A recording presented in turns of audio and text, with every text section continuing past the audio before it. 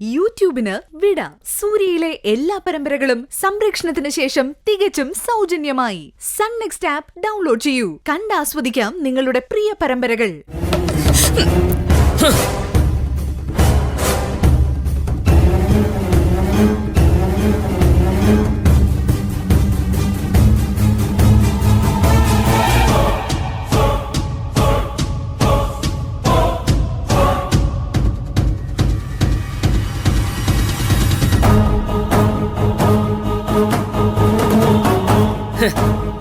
നിനക്ക് മോഷ്ടിക്കണമല്ലേ അഹങ്കാരി. ഇവിടെ എന്ത് ചെയ്യാൻ പോകുന്നു? ഇവിടെ കിടക്കട്ടേട്ടാ, ബോധം വരുമ്പോ എണീറ്റ് പൊയ്ക്കോളും.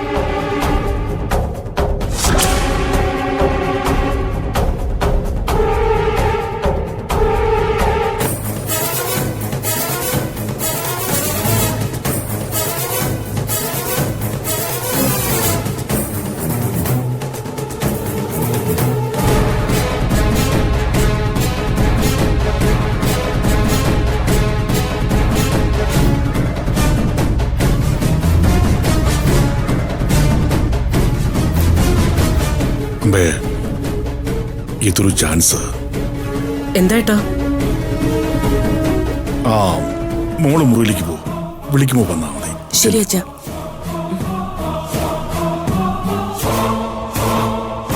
ഏട്ടാ, എന്താ ഐഡിയ?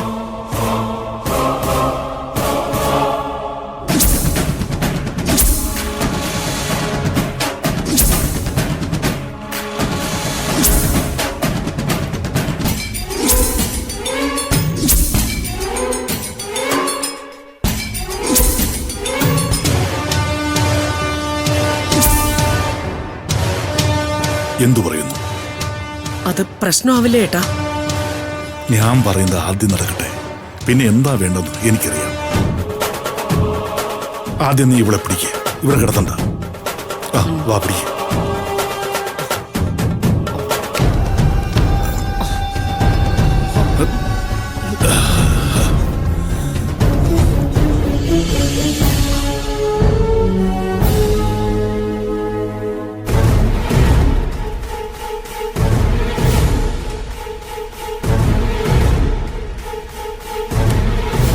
അമ്മേ, ഭാമയുടെ വീട്ടിൽ നിന്ന് അരുന്ധതി വിളിക്കുന്നു. നിങ്ങളാരും വിളിച്ചിട്ട് കിട്ടുന്നില്ല. അമ്മേ, ഞാനിപ്പോ വരാം. എന്താ അരുന്ധതി? ആന്റി, ആന്റി എവിടെയുണ്ട്? വേറെ ആരെയും വിളിച്ചിട്ട് കിട്ടുന്നില്ല. എന്തേ, എന്താ കാര്യം? ആന്റി, ഭാമേച്ചി ഇവിടെ വന്നിരുന്നു.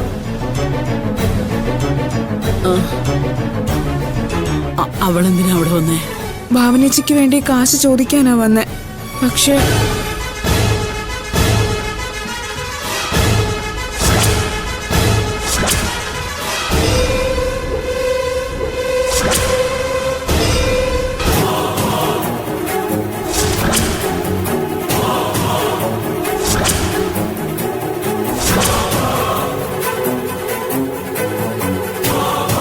ആന്റി, എത്രയും വേഗം ആരെങ്കിലും ഒന്ന് ഇങ്ങോട്ട് വരണം.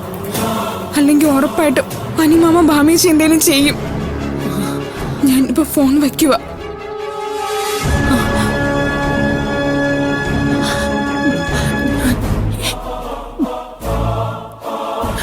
എന്താമേ, ആരാ ഫോണില്? അരുന്ധതിയാ, ലേതയുടെ ഫോണിലാ വിളിച്ചത്. അരുന്ധതിയോ? എന്തിനാ വിളിച്ചേ? ഭാമ അവിടെ കാശിന് പോയേക്കുന്നു. അവിടെ എന്തോ സംസാരം നടന്നു പറഞ്ഞാ വിളിച്ചത്. ഈശ്വര, ഇവളെന്തിനാ ഇപ്പൊ അങ്ങോട്ട് പോയേ? എനിക്കറിയില്ല. അവരുടെ സ്വഭാവം ഇവർക്ക് അറിയാവുന്നതല്ലേ? ആരെങ്കിലും അങ്ങോട്ടൊന്ന് ചെല്ലണോന്ന് പറഞ്ഞോണ്ട് ആ കുട്ടി പറഞ്ഞത്.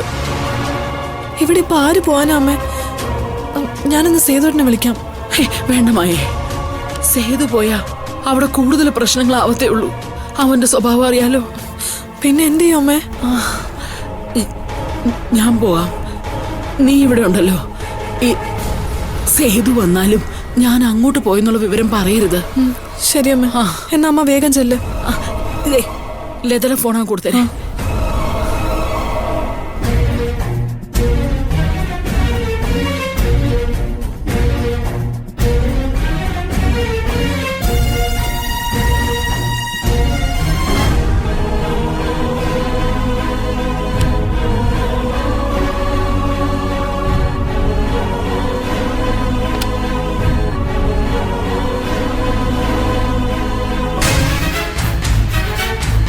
അയ്യോ അയ്യോ അയ്യോ അയ്യോ പാവം, കണ്ടിട്ട് എനിക്കേ സഹിക്കാൻ പറ്റുന്നില്ല.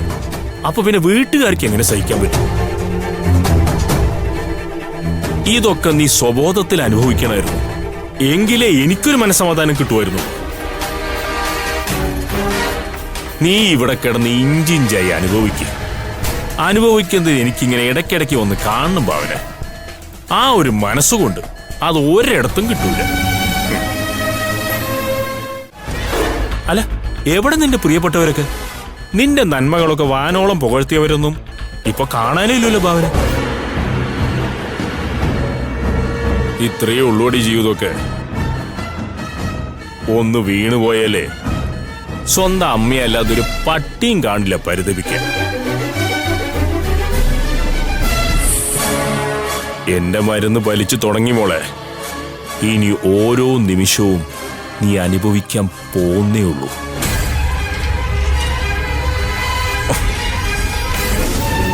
നീ എന്നോട് കാണിച്ച ഓരോന്നിനും മുതലും പലിശയും ചേർത്താ ഞാനിപ്പോ തന്നത്. ഒരാൾക്കും ഒരു വിദഗ്ധനും കണ്ടുപിടിക്കാൻ പറ്റാത്തൊരു ട്രീറ്റ്മെന്റാ ഞാനിപ്പോ നിനക്ക് തന്നത്. ഞാൻ നിന്നോട് പറഞ്ഞിട്ടില്ലേ ശ്രീറാം ആരാണെന്ന് കാണിച്ചു തരാന്ന്? ഇതാണടി ശ്രീറാം.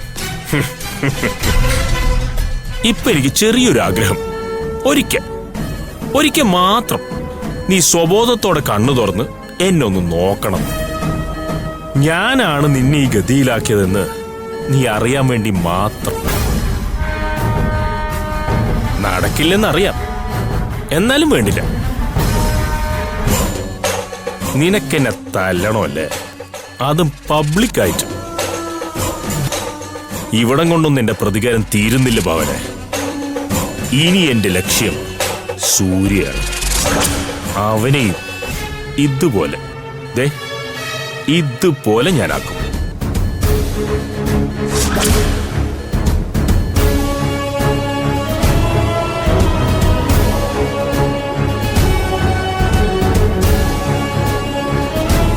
ആഹാ, അപ്പൊ സൂര്യ പറഞ്ഞപ്പോ നിന്റെ കൈ അനങ്ങിയല്ലോ. ഇത് അത്ഭുതമായിരിക്കണല്ലോ. കൊള്ളാം. നിങ്ങളാണ് യഥാർത്ഥ പ്രണയ ജോഡികൾ. നിങ്ങളുടെ ഓരോ അണുവിലും പ്രണയം ഇങ്ങനെ നിറഞ്ഞു നിൽക്കുക. അതുകൊണ്ടാ സൂര്യക്ക് ഈ ഗതി വരുന്നു പറഞ്ഞപ്പോ നിന്നിൽ ആ പ്രതിഫലനം ഉണ്ടായത്. എന്റെ അമ്മോ, സമ്മതിച്ചിരിക്കുന്നു. ഒടുക്കത്തെ പ്രണയ ജോഡികൾ തന്നെ. പക്ഷെ എന്ത് ചെയ്യാ, വിധി ഇങ്ങനെ വെറ്റി കഴിയാൻ തന്നെ. ഭാവന, നിന്റെ ഈ മാറ്റം എന്താണെന്ന് അറിയാൻ വേണ്ടി ഒരാൾ കാത്തിരിപ്പുണ്ട്. നിന്റെ പ്രിയതമന്റെ അമ്മ ജയനിർമ്മല. ഞാൻ പോയിട്ടേ നിന്റെ ഈ പ്രോഗ്രസ് ഒന്ന് അറിയിക്കട്ടെ, അല്ലെങ്കിൽ പാവം വിഷമിക്കും. അപ്പോ ഞാൻ ഇനിയും വരാം. അല്ല, വരണോ അല്ലോ?